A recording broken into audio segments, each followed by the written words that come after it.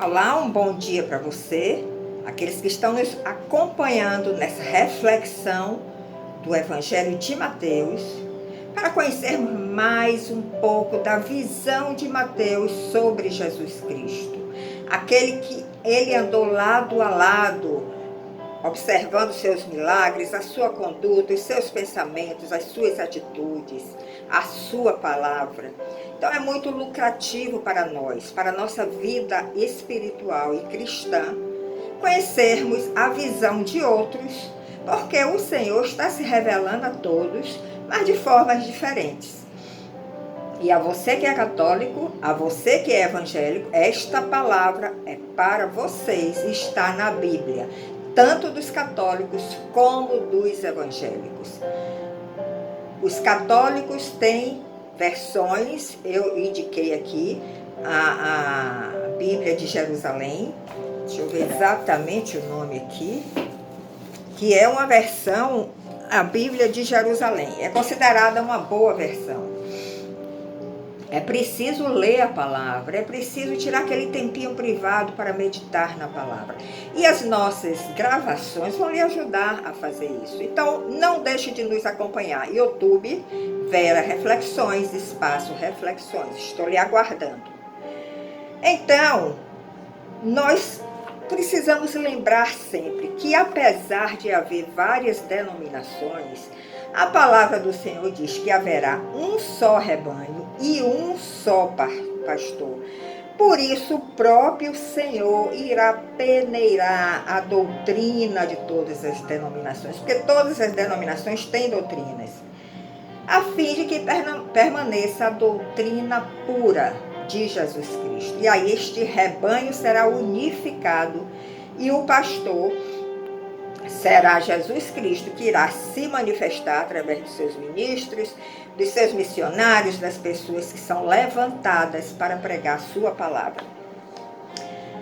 Nós podemos dizer que quando nós conhecemos mais a palavra, nós temos a capacidade de discernir aquilo que é puro, aquilo que é verdadeiro e aquilo que é falso, inclusive na nossa própria denominação. Porque o nosso coração, o coração do homem é enganoso e pode dar, até sem uma má intenção, uma interpretação errada em determinados momentos de determinadas verdades. Mas se nós desenvolvemos o discernimento espiritual, nós vamos poder realmente observar o que é puro, o que é verdadeiro e o que é falso. E assim até contribuir para que a sua denominação se mova de alguma forma para ter sempre diante de si a doutrina pura. Então, dando continuidade ao nosso raciocínio sobre o Evangelho de Mateus, nós sabemos que Mateus era um judeu publicano. O que é que significa isso?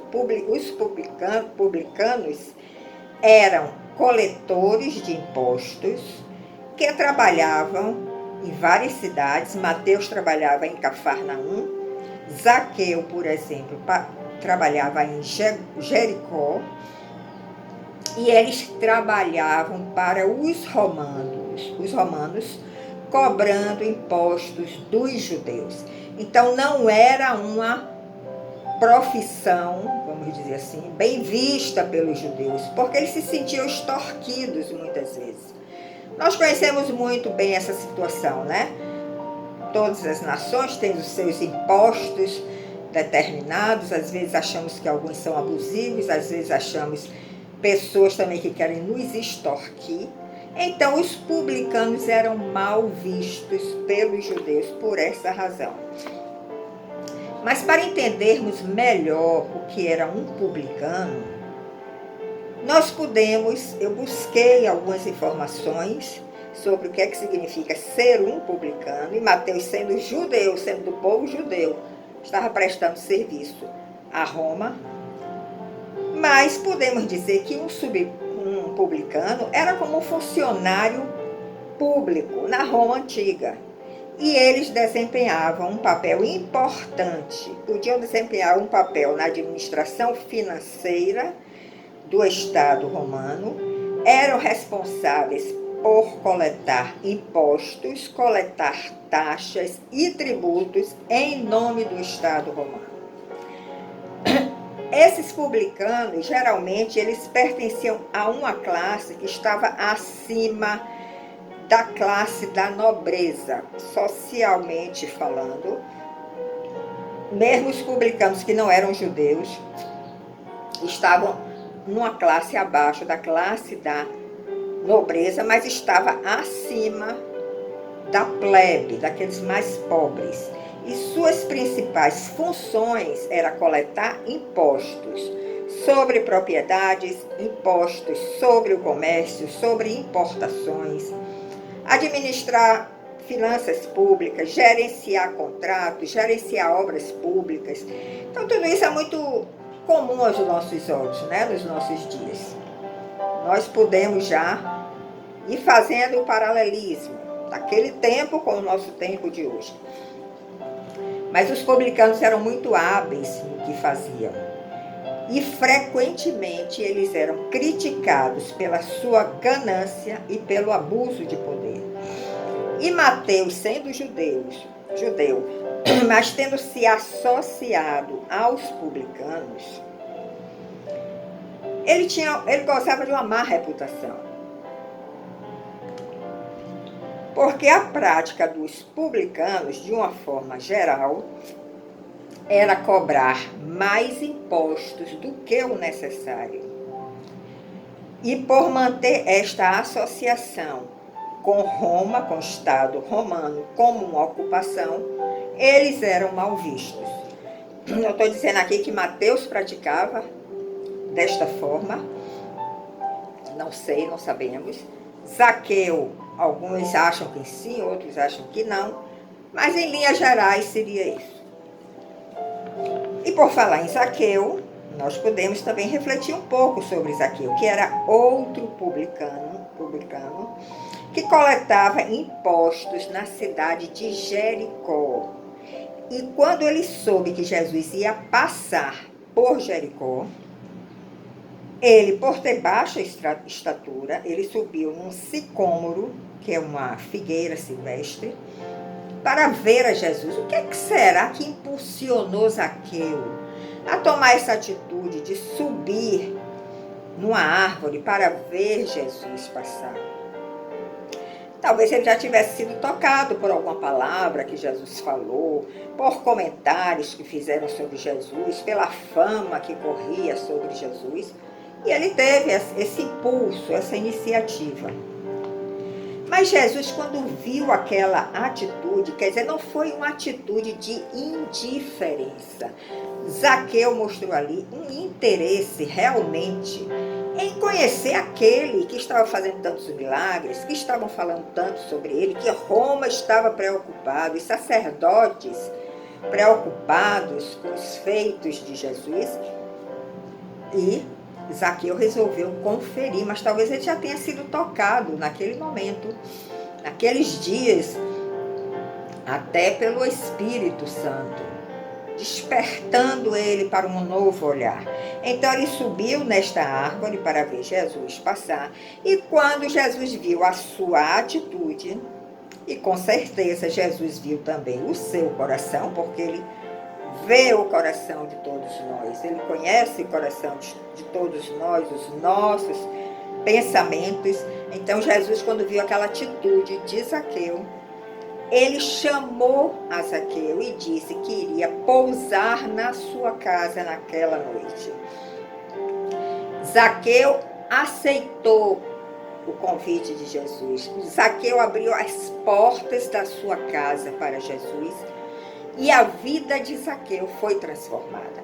Então, quando nós abrimos também as portas do nosso coração, a nossa vida sempre será transformada pelo poder e pela unção que há em Jesus Cristo. Agora, é importante nós atentarmos que essas duas situações acima citadas, tanto a de Mateus, como citamos aqui, como a de Zaqueu, e essa situação, esse contexto, dos publicanos, tudo isso está envolvendo dinheiro. E quando nós vemos um contexto que envolve dinheiro, nós sabemos que o homem, pela sua natureza caída, está sujeito a cometer muitos erros e a pecar. Mas naquele momento que Mateus ouviu aquele chamado de Jesus, segue-me, ele largou tudo e seguiu a Jesus. Será que quando nós já não estamos sendo trabalhados já pelo Senhor no nosso interior, mas ainda não tomamos a decisão, mas já estamos com o coração sendo revolvido, a nossa terra já começa a ser arada, no momento que Jesus diz, segue-me, não há dúvida, nós largamos tudo e seguimos a Jesus. E foi assim que aconteceu com Mateus. Então veja que esse contexto de dinheiro, de finanças, apesar de ser uma situação difícil para o homem caído, ela não é impossível para que essas pessoas tenham suas vidas transformadas. Você pode ler em Lucas 19, de 8 a 10, para entender melhor este contexto. Então, voltando agora para o Evangelho de Mateus, abra sua Bíblia agora no Evangelho de Mateus, você que é católico, você que é evangélico, e seguindo esta ordem que está escrita, nós estamos seguindo esta ordem e comentando. Sabemos que a Bíblia nunca relatou, em nenhuma versão você encontra relatos sobre a infância e a adolescência de Jesus.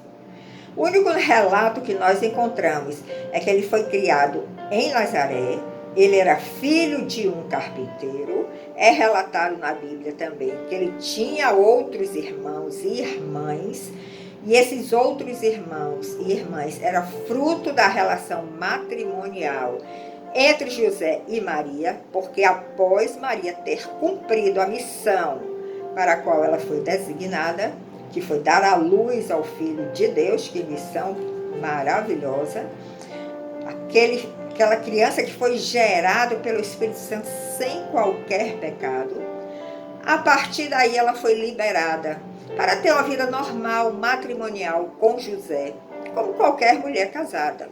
Deus não privou Maria do casamento e nem privou a José das relações matrimoniais com a sua esposa.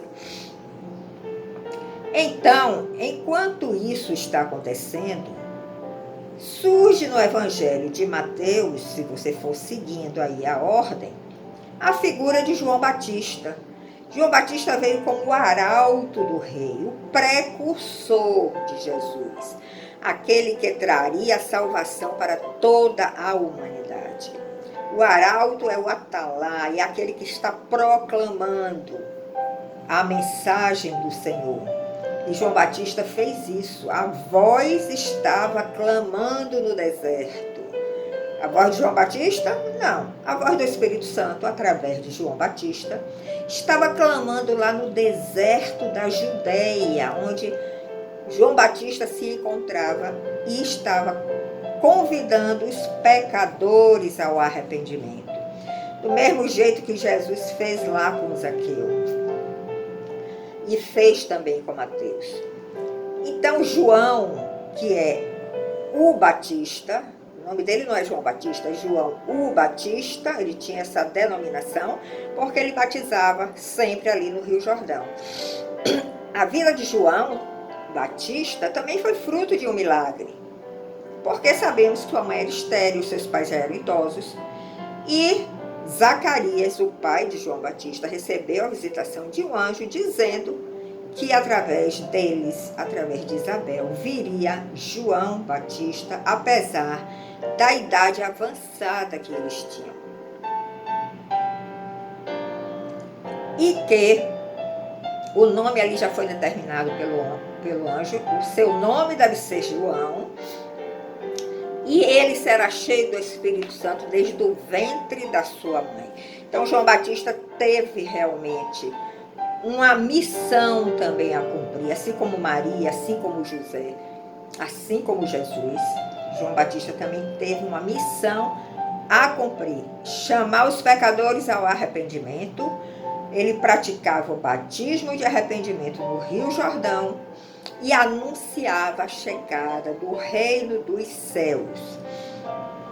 Estava chegando na terra aquele que morava no céu, trazendo aquele reino, o reino dos céus para a terra, na figura de um homem, que não só perdoaria os nossos pecados, mas também tiraria esse pecado de dentro de nós para sempre.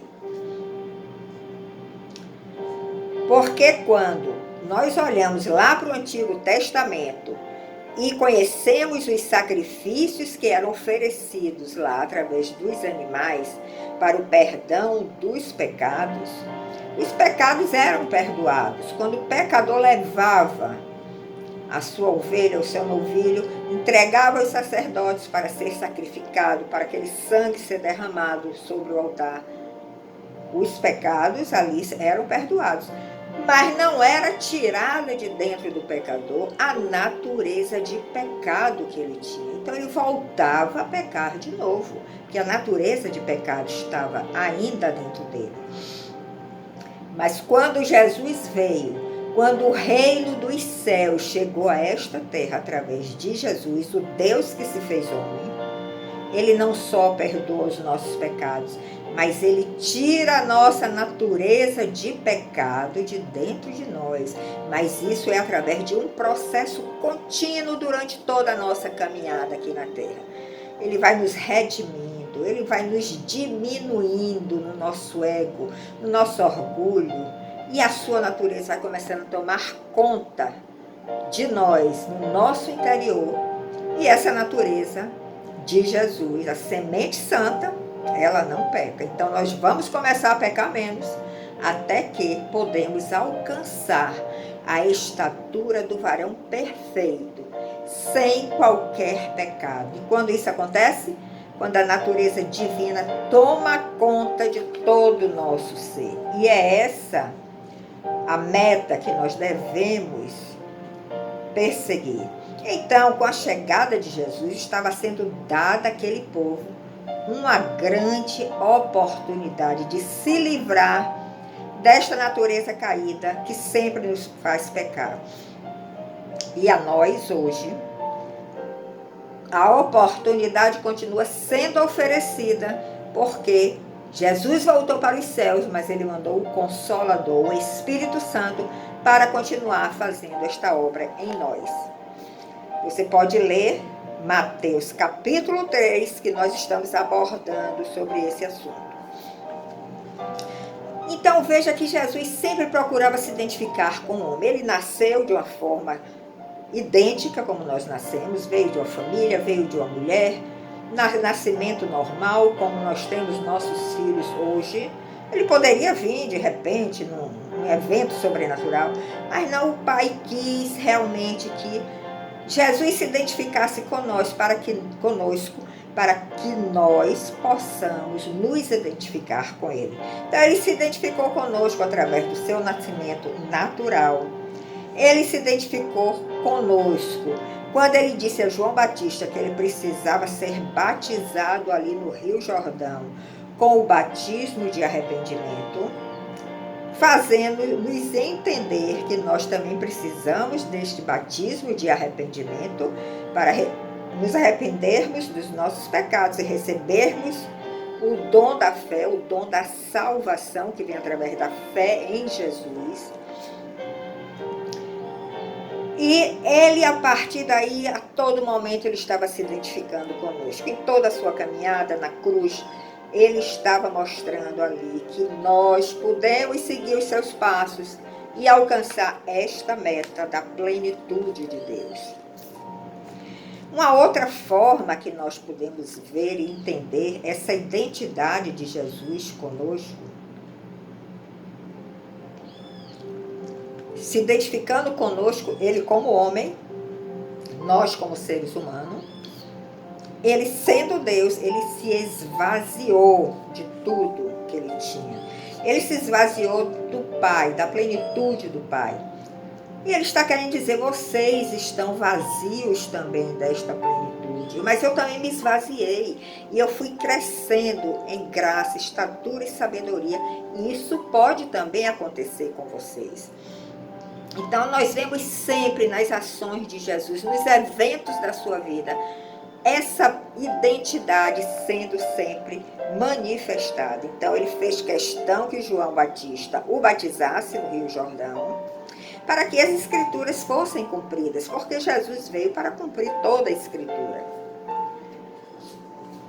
E quando nós lemos lá na Bíblia sobre o batismo de Jesus no Rio Jordão, nós lemos que depois que ele foi imerso nas águas, e quando ele subiu das águas, os céus se abriram, e o Espírito de Deus desceu sobre Jesus como uma pomba. Imagine a emoção, o impacto sobrenatural de João Batista neste momento.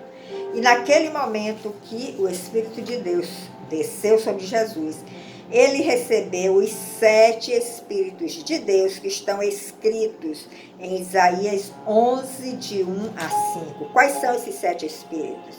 Espírito de sabedoria, espírito de entendimento, espírito de conselho, espírito de fortaleza, espírito de crescimento, de conhecimento e espírito do temor do Senhor. O temor do Senhor, nós estamos falando muito nas nossas mensagens diárias de Provérbios, acompanhe no YouTube.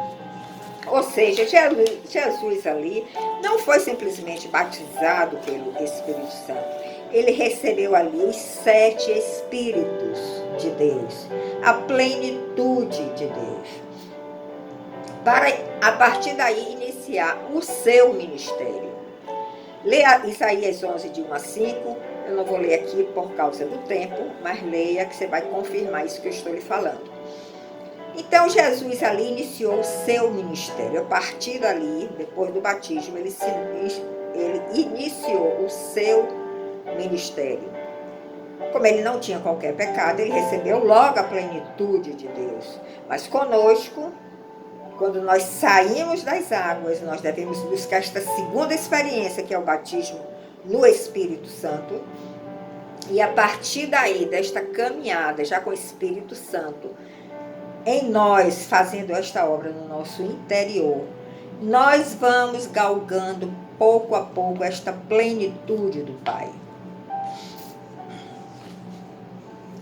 Em Mateus 3,17, o Pai declara, nessa experiência de Jesus de emergir das águas e ver os céus abertos, ele ouviu a voz do Pai. E o Pai declarava que Jesus era seu Filho amado, que lhe agradava muito. Nós também podemos ouvir esta voz. Se nós estivermos em obediência ao Senhor, nós podemos também ouvir esta voz do Pai. Ele dizendo: eu me agrado muito de você, meu filho, porque você está andando no caminho da justiça. Então vamos buscar essa experiência.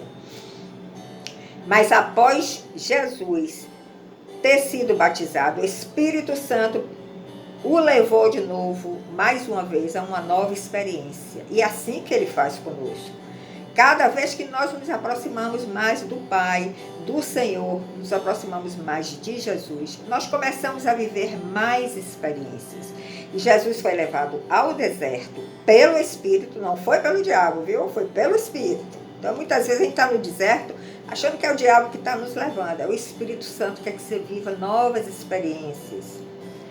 Agora, ele levou ao deserto para ser tentado pelo diabo. E como nós lemos aí na sua Bíblia, o tentador fez 3 investidas contra Jesus para persuadir ele a sair do caminho. Não é isso que ele faz conosco? Por isso precisamos ter uma cobertura espiritual, precisamos estar inseridos na igreja. Tudo isso vai nos ajudar contra as investidas de Satanás. Jesus foi tentado 3 vezes em 3 situações que nós já conhecemos, e veja como Satanás aproveita as oportunidades da nossa vida. Jesus estava jejuando por 40 dias e Satanás veio e lhe ofereceu pão. E Jesus sempre respondia com a palavra de Deus. Nem só de pão vive o homem, mas da palavra de Deus. Leia na sua Bíblia. Ele aproveitou aquela oportunidade de fome natural que Jesus estava passando. Depois ele oferece porque quando ele ofereceu o pão, ele disse: se tu és realmente filho de Deus, transforma essas pedras em pão, duvidando da divindade de Jesus. Mas Jesus disse, está escrito também que nós não devemos tentar ao nosso Deus. Foi a segunda investida. E também, na terceira investida, ele ofereceu o que ele sempre oferece ao homem, de uma forma geral. Os reinos desta terra, as riquezas naturais, em troca de quê? De adoração. Ele quer ser adorado, porque ele tem inveja do Senhor. Nós só devemos adorar ao Senhor, mas Satanás gosta de ser adorado. Então, leia as 3 investidas. Mateus 4, de 1 a 11. Que foram, ofereceu a comida quando Jesus estava em jejum por 40 dias. Aproveitou aquela oportunidade. Ofereceu os reinos do mundo em troca de adoração. E a terceira investida, deixa eu checar aqui, Mateus 4, vamos lá? De 1 a 11. Que agora me deu um branco.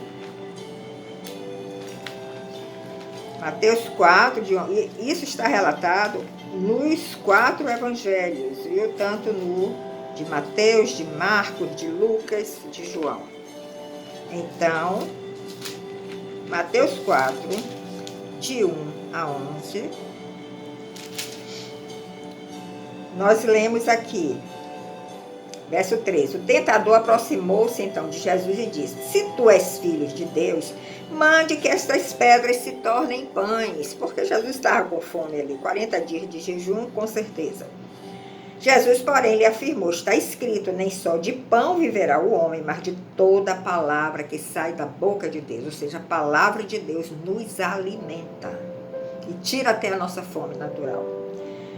Aí o diabo lhe conduziu à cidade santa e colocou sobre a parte mais alta do templo e desafiou a Jesus, dizendo: se tu és o Filho de Deus, joga-te daqui para baixo, porque está escrito: aos seus anjos dará ordens a teu respeito, e com as mãos eles te susterão, para que não tropeces em nenhuma pedra. De novo contestou Jesus ao diabo: também está escrito: não tentarás o Senhor teu Deus. Satanás ainda não estava satisfeito, queria investir mais uma vez. Então levou Jesus para um monte muito alto e mostrou a Jesus todos os reinos do mundo em todo o seu esplendor. Porque os reinos dessa terra têm o esplendor, mas é por pouco tempo. E propôs a Jesus: tudo isto lhe darei se prostrado me adorares. Então Jesus diz: vai-te, Satanás, porque está escrito: ao Senhor teu Deus adorarás e só a Ele servirás. Veja a importância de nós termos o conhecimento da palavra para nós contestarmos as investidas de Satanás. E quando nós começamos a andar com Cristo, Ele vai tentar várias investidas sobre nós. Então, vamos ficar atentos. Vamos ser estudiosos da palavra de Deus. Vamos ler, vamos separar um tempo privado em nossa casa. Vamos estar inserido numa igreja que a doutrina seja pura, que tenha uma busca pela palavra da verdade, para nós sermos protegidos das investidas do diabo, porque ele está atuando de uma forma muito forte aqui na terra. Então, essa mensagem eu deixo para você, para a sua família, e te abençoo em nome do Senhor. Até o próximo domingo, quando nós nos encontraremos. Aguardo você.